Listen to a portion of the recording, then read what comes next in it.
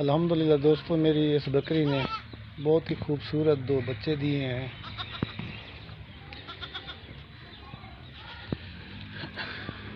एक फीमेल बच्चा है, एक मेल बच्चा है दोस्तों। माशाअल्लाह लाजवाब क्वालिटी हैं दोस्तों दोनों बच्चे।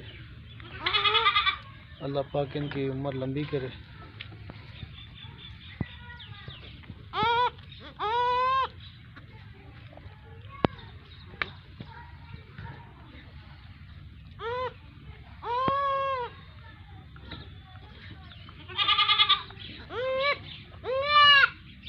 बच्चे माशाल्लाह प्योर तोता फेस में, लंबी दुम है इनकी और दोनों बगैर सींगों वाले हैं।